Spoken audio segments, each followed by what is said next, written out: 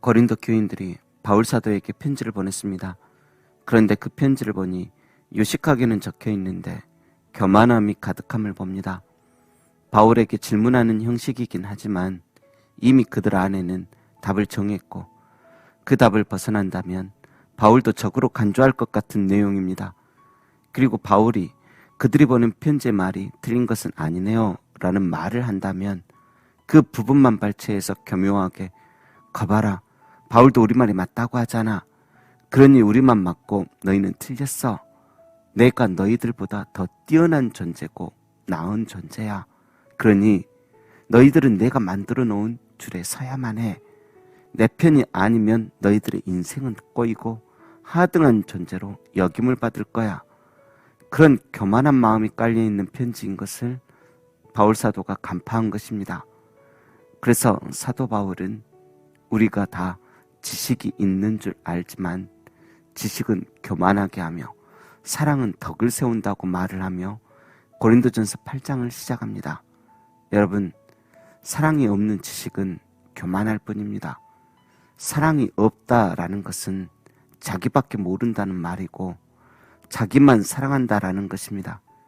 그리고 자기만 사랑하는 자는 사람을 사랑할 때도 자기 편으로 만들고자 하는 마음으로 사랑할 뿐이기에 그 사랑은 상대방을 진정 사랑함이 아닌 상대방을 이용하거나 더 나아가 상대방을 기만할 때도 많습니다. 여러분, 지식은 우리의 인생에 있어서 얼마나 귀한지 모릅니다. 잠언 19장 2절에는 지식 없는 소원은 선하지 못하다라고 말하고 있습니다. 이것을 세번역 성경에서는 지식이 없는 열심은 좋은 것이라 할 수 없다라고 번역하고 있는데 지식이 없이 열심인 것처럼 무서운 것도 없습니다. 여러분, 지식도 없으면서 수술을 한다고 생각해 보십시오. 지식도 없으면서 비행기를 조종한다 생각해 보십시오. 끔찍하지 않습니까?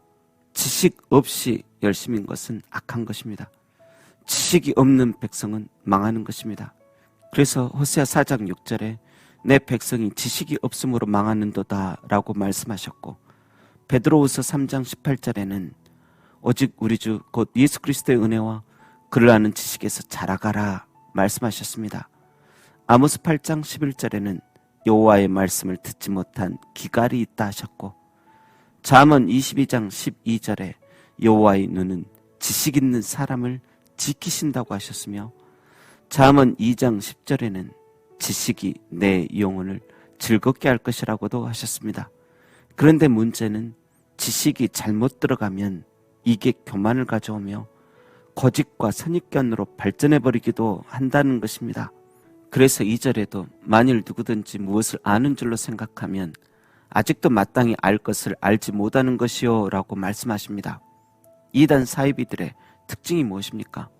신념도 뛰어나고 지식에 대하여서도 심지어 완전히 안다고 자부를 하는데, 그들은 안다고 하나 아직도 마땅히 알 것을 알지 못하는 상태이며 그 안다는 것으로 말미암아 가족과 사회에 악영향을 끼치는 중입니다.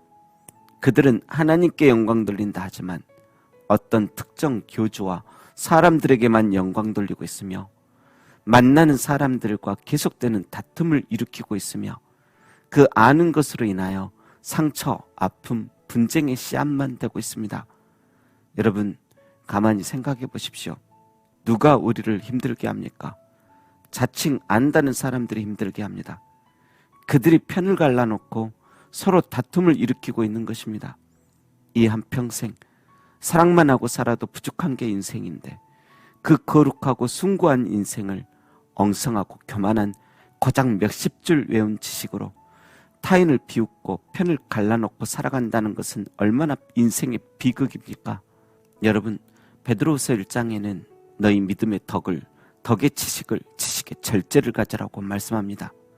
믿습니다 하면서 덕을 끼치지 못하는 믿음을 가지지 말고 덕스러운 것만 외치다가 지식도 없어 참된 분별도 못하는 자 되지 말고, 또한 지식을 가졌으면 그것을 가지고 다투고 자기 혼자만 잘난 척하지 말고 그 지식을 절제하고 조절할 줄 알아야 한다는 것입니다.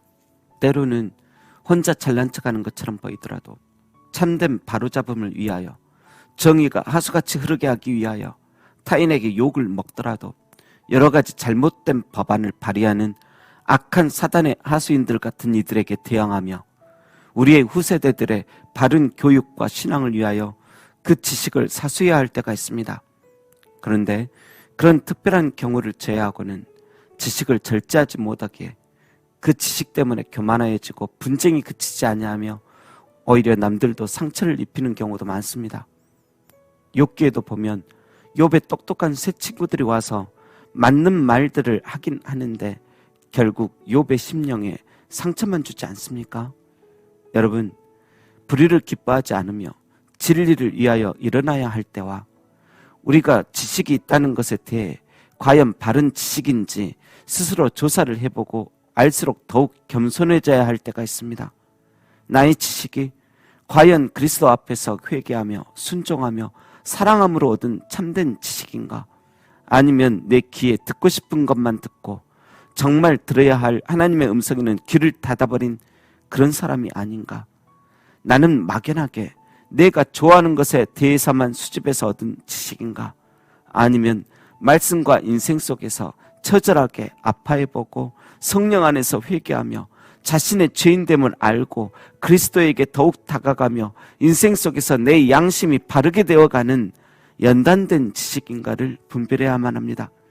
여러분, 하나님의 지식은 문제집으로 푸는 것이 아니라 그 사람의 열매로 어떻게 지식을 배웠는지를 알게 됩니다. 부디 디모데후서 3장 7절의 말씀처럼 항상 배우나 끝내 진리의 지식에 이를 수 없는 사람이 되지 마시길 바랍니다. 지식이 있지만 덕이 있고 절제가 있고 안다고 까부는 것이 아닌 오히려 말씀과 기도 가운데 그리고 인생의 모든 고난 가운데서마저도 우리보다 한참 어린 사람이나 심지어 미물들에게서도 배울 줄 알고 늘 바른 것을 배우고 그 영혼의 양식으로 귀하게 사용할 줄 아는 그런 참된 지식인으로 서게 되시길 주님의 이름으로 축원합니다. 기도하겠습니다. 하나님 아버지, 아주 조금 배우고 세상 다 한 듯 모든 것 다 경험한 듯 교만한 자 되지 않게 없어서 우리의 지식이 첫째, 하나님 아버지께로 가는 바른 통로가 되게 해주시고 둘째, 우리의 인생을 아름답고 윤택하게 만들어가는 길이 되게 해주시고 셋째, 소중한 가족들과 이웃들이 우리의 지식으로 예수님께로 나아가게 되고 그 영혼에 즐거움이 생기고 거짓의 영, 마귀에게 속고 참소 당하는 것을 막아주는 참된 진리의 지식 되게 하여 주옵소서.